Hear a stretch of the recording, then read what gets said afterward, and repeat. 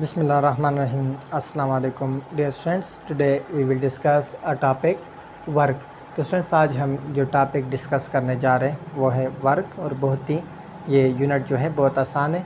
और यूनिट कौन सी है स्टूडेंट्स? ये है unit number 6, work and energy. इस यूनिट में हम थ्रू आउट वर्क और एनर्जी के बारे में काफ़ी डिटेल से पढ़ेंगे।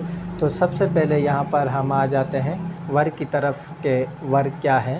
तो यहाँ पर मैं डेफिनेशन लिख लूँ और डेफिनेशन के बाद हम फिर यहाँ पर इसको फिर प्रॉपर स्टडी करते हैं विद द डायग्राम। तो वर्क क्या है? Work is equal to force multiply by displacement.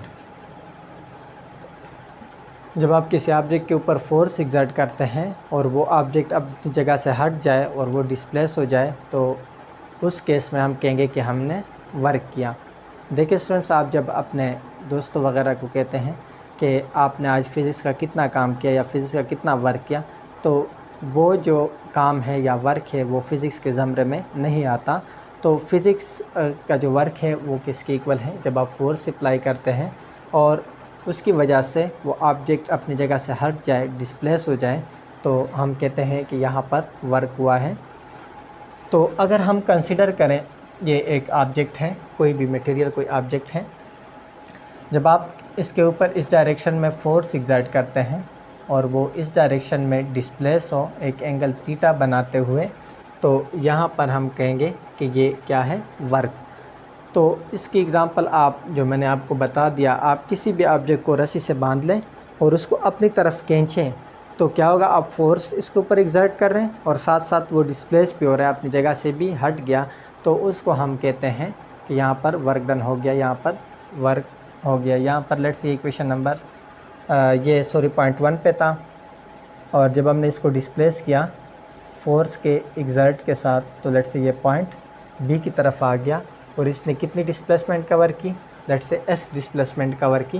किसकी वजह से? फोर्स की वजह से। इसको हम कहते हैं वर्क। तो यहाँ पर इसका प्रॉपर जो फार्मूला है वो क्या होगा? W is equal to F multiply by S, force multiply by displacement which is equal to work. तो अगर हम इसकी यूनिट लिखें या इस फार्मूले को हम पहले जर्नलाइज कर दें, क्योंकि यहाँ पर हमारे पास एक एंगल थीटा भी बन रहा है और ये एंगल थीटा आपको इसके बारे में इन्फॉर्मेशन देता है कि आप किस डायरेक्शन में इसके ऊपर फोर्स एग्जर्ट कर रहे हैं और जो डिस्प्लेसमेंट है वो किस डायरेक्शन में कवर हो रही है।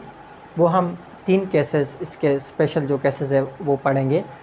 तो W इज़ इक्वल टू यहाँ पर हो जाएगा एफ कॉस थीटा इंटू क्या हो जाएगा? Multiply by S. मैंने F की जगह पर एफ कॉस थीटा क्यों लगाया?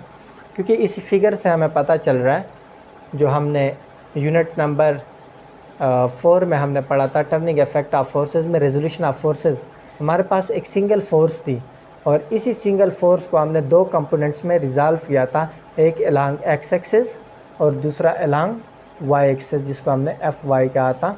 तो एफ एक्स हमारे पास इक्वल था एफ कॉस थीटा के, और जो एफ वाई था वो इक्वल था एफ साइन थीटा के। तो यहाँ पर भी अगर हम देख लें तो डिस्प्लेसमेंट जो है फोर्स की वजह से वो किस डायरेक्शन में कवर हो रही है? वो एक्स डायरेक्शन में है और फोर्स भी एक्स डायरेक्शन में है। तो यहाँ पर मैंने एफ़ की जगह पर क्या पुट किया? एफ़ कॉस थीटा मैंने पुट किया, और इसी इक्वेशन को हम फिर बाद में यूज़ करेंगे। इक्वेशन नंबर लेट से इसको स्टार कह दें, और हम स्पेशल केसेस के 3 पढ़ेंगे, वो पॉजिटिव वर्क डन के लिए, नेगेटिव वर्क डन के लिए और ज़ीरो वर्क डन के लिए। अब हम अगर इसकी यूनिट की बात करें, इस फार्मूले की तरफ बाद में आते हैं, पहले इसकी यूनिट की बात करें कि वर्क की यूनिट क्या होगी। देखें, फोर्स की यूनिट क्या है? न्यूटन, और जो डिस्टेंस की यूनिट है वो क्या है? मीटर। तो न्यूटन मीटर को स्टूडेंट्स हम कहते हैं जूल, और 1 जूल किसके इक्वल होगा? जब आप 1 न्यूटन फोर्स एग्जर्ट करते हैं एक ऑब्जेक्ट के ऊपर और वो उसकी वजह से 1 मीटर डिस्प्लेस हो, तो यहाँ पर कितना वर्क डन हुआ? 1 जूल का यहाँ पर वर्क डन हो गया। और जूल यूनिट है एनर्जी की, भी ये यूनिट है, हम आगे भी इसको पढ़ेंगे। यानी आपने फोर्स एग्जर्ट किया 1 न्यूटन और उसकी वजह से जो ऑब्जेक्ट डिस्प्लेस हुआ वो 1 मीटर डिस्प्लेस हुआ, तो आपने कितना वर्क डन किया? 1 जूल का। तो इसलिए जो वर्क यूनिट है वो क्या है? जूल। अब हम इसके स्टूडेंट्स यहाँ पर आ जाते हैं, इक्वेशन नंबर स्टार को यूज़ करके इसके कुछ स्पेशल केसेस को पढ़ते हैं। उसके लिए आपने यहाँ पर सबसे पहले जो डी स्केल है उसको आपने माइंड में रखना है। डी स्केल आपके पास होते हैं 0, उसके ऊपर यहाँ पर 0 लिखा होता है, यहाँ पर 90 जो परपेंडिकुलर है, और यहाँ पर लिखा होता है 180। तो इसी डी स्केल को यूज़ करके हम कुछ एंगल लेंगे और उन एंगल्स को यहाँ पर थीटा की जगह पर पुट करेंगे और हम चेक करेंगे कि वर्क डन पॉजिटिव कब होता है, नेगेटिव कब होता है और वर्क डन 0 कब होता है। तो देखिए स्टूडेंट्स, अगर हम एक ऑब्जेक्ट के ऊपर इस डायरेक्शन में फोर्स एक्सर्ट कर रहे हैं और उसी डायरेक्शन में वो डिस्प्लेस भी हो रहा है, या तो आप उसको पुल कर रहे हैं या उसको आप पुल कर रहे हैं या उसको आप पुश कर रहे हैं, तो अगर आप जिस डायरेक्शन में फोर्स एक्सर्ट कर रहे हैं उसी डायरेक्शन में वो डिस्प्लेस हो, जिस डायरेक्शन में आप फोर्स एक्सर्ट कर रहे हैं उसी डायरेक्शन में वो डिस्प्लेस भी हो, तो दोनों देखें कि कौन से एंगल पे आ रहे हैं, 0 की तरफ। तो हम लिख सकते हैं कि थीटा इज इक्वल टू 0, यानी आप उसको खींच रहे अपनी तरफ। तो देखिए जिस डायरेक्शन में आप उसको खींच रहे हो उसी डायरेक्शन में आपकी तरफ आ रहा है, तो दोनों एक ही डायरेक्शन में, तो यहाँ पर एंगल क्या होगा 0। तो हम पुट करेंगे when theta is equal to 0। तो देखेंगे कि जब एंगल 0 हो तो वर्क डन पॉजिटिव होगा, नेगेटिव या 0, ये अब हम चेक करेंगे। When theta is equal to 0, equation number star क्या हो जाएगी, W इज़ इक्वल टू, मैं इसको जर्नलाइज करके एफ एस कास थीटा भी लिख सकता हूँ, एस को यहाँ पर ले आऊँ, इनटू क्या हो जाएगा कास थीटा। अब कास थीटा की जगह पर मैं क्या पुट करूँ 0, तो क्या हो जाएगा कास 0 इज़ इक्वल टू 1 के इक्वल है। सो W इज़ इक्वल टू क्या हो जाएगा एफ एस इंटू 1, बस वो 1 मल्टीप्लाई हो जाएगा, तो वही इक्वेशन हमारे पास रह जाएगी। इसका मतलब है कि वर्क डन हमारे पास क्या आ गया पॉजिटिव, आपको प्लस साइन नज़र आ रहा है, इसका मतलब है कि वर्क डन क्या है पॉजिटिव। लेकिन अगर आप ऐसे करते हैं कि यहाँ पर लेट से मैं उसकी डायग्राम ड्रा करूँ, अगर आपके पास एक पोल है, खंबा टाइप का कोई पोल है, यानी ये आप कंसिडर करें, यहाँ से आप उसको रस्सी इस तरह लगा लें, यानी रस्सी आप इधर से ले आएँ, इस तरफ रस्सी के साथ आप किसी ऑब्जेक्ट को बांध लें, उसको अटैच करें, और एक तार जब आप एक रस्सी के ऊपर यहाँ पर उसके एक सिरे के ऊपर आप इस डायरेक्शन में फोर्स एक्सर्ट करेंगे तो ऑब्जेक्ट दूसरी डायरेक्शन में मोशन स्टार्ट कर देगा। यानी ये जो पोल है, यहाँ से देखें ये रस्सी आ गई यूँ। अब आप इसके साथ यहाँ पर आपने एक सिरे के साथ आपने किसी मैस M को बांध दिया और आप एक रस्सी के ऊपर इस डायरेक्शन में फोर्स एक्सर्ट कर रहे हैं। तो जब आप इस डायरेक्शन में फोर्स एक्सर्ट करेंगे तो ये जो ऑब्जेक्ट होगा ये इस डायरेक्शन में डिस्प्लेस होगा। इस डायरेक्शन में आप फोर्स एक्सर्ट कर रहे हैं और ऑब्जेक्ट दूसरी डायरेक्शन में डिस्प्लेस हो रहा है। तो यहाँ पर देखिए एक एरो इस डायरेक्शन में, दूसरा एरो इस डायरेक्शन में है। तो यहाँ पर भी देखिए अगर एक एरो इस डायरेक्शन में, दूसरा एरो इस डायरेक्शन में है, तो 180 की तरफ है, दूसरा 0 की तरफ, तो 180 minus 0 which is equal to theta, 180 minus 0 which is equal to 180। तो मैं यहाँ पर उसका फार्मूला लिख लूँ और चेक करते हैं कि इस केस में वर्क डन नेगेटिव होगा, पॉजिटिव होगा, या हमारे पास वर्क डन क्या होगा 0। सो मैं यहाँ पर लिख लूँ when theta is equal to 180, यानी मैं ये केस पढ़ रहा हूँ, और इससे पहले वाला जो मैंने यहाँ पर फिगर बनाई थी उसके लिए ये केस था। तो इस केस के लिए मैं यहाँ पर लिख रहा हूँ।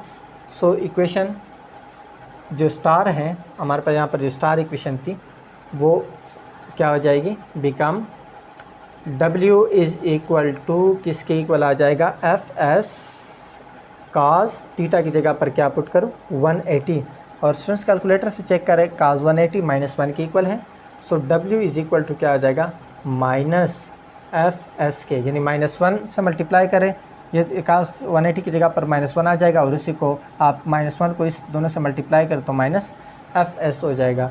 इसका मतलब है कि जब वर्क डन नेगेटिव कब होगा, जब वो एंटी पैरेलल हो, जब फोर्स एक डायरेक्शन में और डिस्प्लेसमेंट दूसरी डायरेक्शन में कवर हो, तो उसको हम कहते हैं वर्क डन नेगेटिव। इसके आप एक एग्जांपल ये भी ले सकते हैं। दूसरी ये है कि आपके पास एक पुली है जो ऊपर लटकी हुई है, उससे आप इस तरह रस्सी ले आएँ, रस्सी से कोई चीज़ बांध लें, जब आप इसको यूँ खींचेंगे तो वो जो ऑब्जेक्ट होगा ऊपर जाएगा और आप फोर्स एक डायरेक्शन में एक्सर्ट कर रहे हैं, तो उस वक्त जो एंगल होता है वो 180 का होता है, एक तरफ फोर्स दूसरी तरफ डिस्प्लेसमेंट। ये था इसका दूसरा केस। अब हम आते हैं इसके थर्ड केस की तरफ। थर्ड केस के लिए मैं यहाँ पर इसकी फ़िगर ड्रा करूँ। अगर ये कोई ऑब्जेक्ट है, आप इस डायरेक्शन में इसके ऊपर फोर्स एग्जर्ट कर रहे हैं और आप चाहते हैं कि ये इस डायरेक्शन में डिस्प्लेस हो, तो क्या आप जनरल कंसेप्ट से सोचें कि क्या ये डिस्प्लेस हो सकता है। या कोई ये ऑब्जेक्ट है, आप ऊपर से उसके ऊपर फोर्स एग्जर्ट कर रहे हैं, आप चाहते हैं कि ये एक इस जगह से हट जाए, तो इसकी कोई पॉसिबिलिटी नहीं है। यहाँ पर जो एंगल बन रहा है डिस्प्लेसमेंट और फोर्स के दरमियान वो कितना है, 90, when theta is equal to 90। अब हम चेक करते हैं कि इस केस में वर्क डन क्या होगा। तो इक्वेशन नंबर स्टार जो है, equation number star become, equation number star क्या हो जाएगा, W is equal to F S cos theta की जगह पर क्या पुट करूँ, यहाँ पर हमने 0, वहाँ पर 180, यहाँ पर मैं क्या पुट करूँगा 90। तो cos 90 आप कैलकुलेटर से चेक करें, वो इक्वल होता है 0 के। So W is equal to क्या हो जाएगा 0, यानी 0 multiply by something which is equal to 0। तो इस केस में कोई वर्क डन नहीं हुआ, क्योंकि आप फोर्स एग्जर्ट कर रहे हैं और आप चाहते हैं कि वो डिस्प्लेस हो जाए, वो डिस्प्लेस तो नहीं हो रहा। तो इस केस में हमारे पास वर्क डन क्या होगा 0। और जब 180 था, यानी आप एक डायरेक्शन में फोर्स एग्जर्ट कर रहे, उसी डायरेक्शन में डिस्प्लेसमेंट भी कवर हो, तो यहाँ पर एंगल होता है 0। और जब हमने इसको पुट किया तो हमारे पास वर्क डन पॉजिटिव आ गया। और जब हमने एक तरफ फोर्स एग्जर्ट की, दूसरी तरफ डिस्प्लेसमेंट कवर हुआ, तो उस डायरेक्शन में ये एंटी पैरेलल थे, तो एंटी पैरेलल में जो वर्क डन होता है वो नेगेटिव होता है। ये बातें आप लोगों ने जहन में रखनी है। तो आज का ये टॉपिक था, उम्मीद है कि आप लोगों को ये टॉपिक इजी लगे। फिर भी अगर आप लोगों को कोई प्रॉब्लम हो तो आप कमेंट बॉक्स में क्वेश्चन कर सकते हैं। सो नेक्स्ट टॉपिक के लिए, तब तक के लिए अल्लाह हाफ़िज़।